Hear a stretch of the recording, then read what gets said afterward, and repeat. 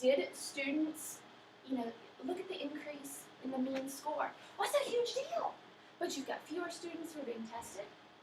You've got, all these different things stick them into place. And in order to be statistically significant, it has to register at like a 0.05 difference. And I think it was at a 0.03.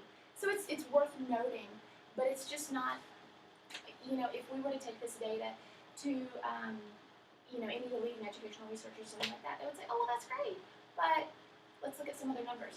What about other subject areas? And that's something that I had considered for as I go a little bit deeper into the project, looking at reading and math, the two areas that students have to pass in order to go into the middle school or high school, excuse me. Does it really matter? It looks great right now, tracking the differences, but it's just hard to say if it's a pattern that is set up or not. You look at the number of 8th graders tested at Lexington Middle School, again, the dramatic decrease, that kind of affects your data. This year, 2014, is the number going to continue to increase? Is it going to drop back down? It's just something to kind of see and look at how the students will be assessed.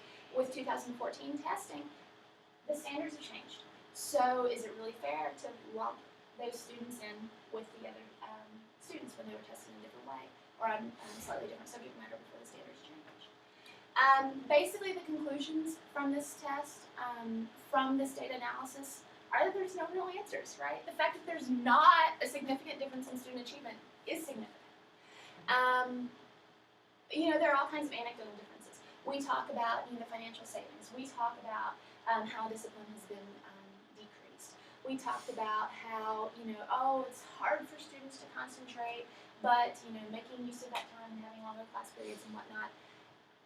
But the fact that in student achievement there's not a significant difference, that's significant because as systems are discussing whether or not they want to look at amended calendars, whether or not they want to move to the 4-day week, if it's not going to affect student achievement, that's something that is kind of in favor of considering some of these amended calendars.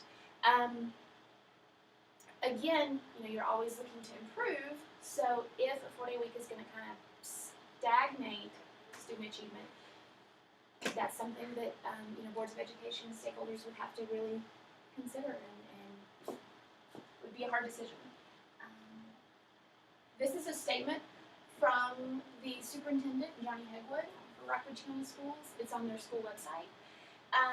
He said, and you guys can read, but that like other school systems, they've had to make tough decisions. They've done reductions in force, furlough days, reduced the work week, cut areas of the budget to a level never seen before. But they don't want to sacrifice the quality of education that's being provided to our students. We must ensure that our students graduate with the skills necessary to get meaningful employment and become productive citizens. Looking at this data, it appears that they haven't sacrificed the quality of education that's being provided to students, but it has stayed consistent, even with this drastic change in the 4-day week or in the scheduling for the students. Recommendations for further study. Lexington Middle School is just one school in the system. Did other schools experience similar plateaus in achievement? What about some of the other schools in the system are smaller? They have smaller groups, and maybe the budget was proportionally a little bit more effective. So I wonder if when we add that in, if it'll make a difference. Will differences surface as students have been on the 4-day week longer? What about these kids who started on the 4-day week when they're in 1st grade? When they get to 8th grade, if we do something with a little bit longer time period. And then again, all these other variables that are associated with student achievement. I mentioned that Lexington Middle School had all kinds of other programs in place and different supports. Instructional technology, resources. Did that make a difference in student achievement? That is my pilot presentation. I know it was quick because I know your time is very precious. Does anybody have any questions, observations?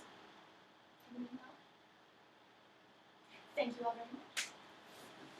Did a good job.